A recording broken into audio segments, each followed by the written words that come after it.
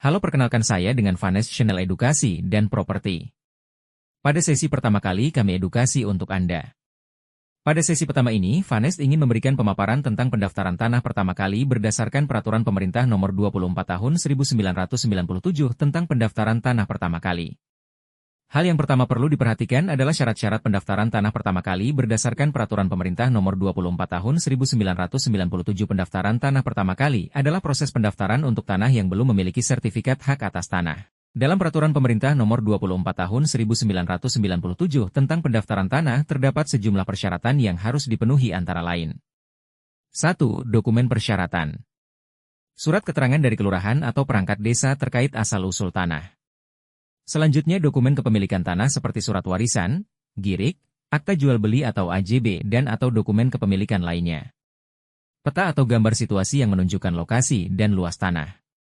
Identitas pemohon KTP KK NPWP. Surat izin peralihan hak jika ada dari instansi yang berwenang. 2. Proses pendaftaran tanah. Pemohon mengajukan permohonan ke kantor pertanahan setempat dengan membawa dokumen yang lengkap. Petugas kantor pertanahan melakukan pengukuran untuk menentukan batas-batas dan luas tanah. Data tanah akan diumumkan selama 60 hari untuk memberikan kesempatan kepada pihak lain yang mungkin merasa keberatan. Jika tidak ada keberatan, kantor pertanahan akan menerbitkan sertifikat hak berdasarkan status kepemilikan. Tanah warisan atau tanah milik keluarga yang belum dibagi. Tanah yang berasal dari warisan atau milik keluarga yang belum dibagi memiliki prosedur pendaftaran yang lebih kompleks karena melibatkan banyak ahli waris. Berikut beberapa poin penting.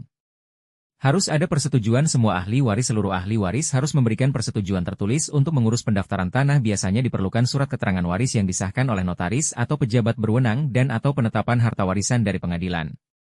Pembagian hak. Jika tanah belum dibagi-bagi, diperlukan akta pembagian hak atau kesepakatan dari seluruh ahli waris untuk menentukan pembagian hak atas tanah tersebut sebelum proses pendaftaran dilakukan. Adanya penyertaan dokumen tambahan. Selain dokumen dasar seperti surat girik atau warisan, dokumen tambahan seperti akta kesepakatan pembagian atau surat persetujuan ahli waris juga diperlukan. Pengelolaan administrasi yang rumit karena tanah girik merupakan bagian dari tanah adat yang harus dibuktikan alas hak dan lamanya menunggu pengumuman. Hal ini penting agar kiranya bila ada orang yang dirugikan haknya dengan adanya proses tanah yang sedang didaftarkan dapat menuntut keberatan atas penerbitan sertifikat tersebut. Prosesnya cenderung lebih panjang karena banyak pihak yang terlibat, dan pengukuran ulang tanah mungkin diperlukan jika ada perubahan status. Kemudian berbeda dengan tanah yang sudah dilakukan akta jual beli di kantor notaris Pat AJB girik hanya tinggal memproses peningkatan status kepemilikannya. Tanah yang sudah dilakukan transaksi jual beli dengan akta jual beli, AJB, girik memerlukan prosedur yang sedikit berbeda. Akta jual beli AJB. AJB merupakan bukti sah jual beli tanah di hadapan pejabat pembuat akta tanah atau dikenal dengan PAT. Dokumen ini menjadi syarat utama dalam pendaftaran tanah untuk mendapatkan sertifikat hak milik. Pengalihan hak. Proses pendaftaran tanah dengan AJB membutuhkan dokumen-dokumen terkait pengalihan hak, seperti surat girik asli, surat penguasaan fisik, dan AJB sebagai bukti sah jual beli. Pembeli diwajibkan untuk membayar BPHTB biaya perolehan hak atas tanah dan bangunan sebelum proses pendaftaran dilakukan. Pengukuran dan penetapan batas.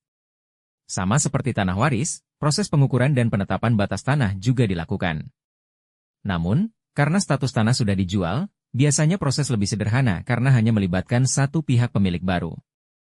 Pendaftaran tanah memberikan perlindungan hukum kepada Anda sebagai pemilik tanah. Pastikan bahwa semua aset properti tanah Anda sudah bersertifikat, baik sertifikat hak milik dan ataupun sertifikat hak guna bangunan agar semuanya aman dan bebas dari sengketa kepemilikan tanah. Semoga apa yang kami sampaikan bermanfaat terutama bagi Anda yang memiliki properti baik rumah dan bangunan yang belum dinaikkan status kepemilikannya sertifikat. Dukung terus channel ini agar bisa berkembang dan memberikan edukasi dengan materi-materi lainnya dengan subscribe dan like. Semoga Anda sehat, hidup nyaman dan sukses selalu.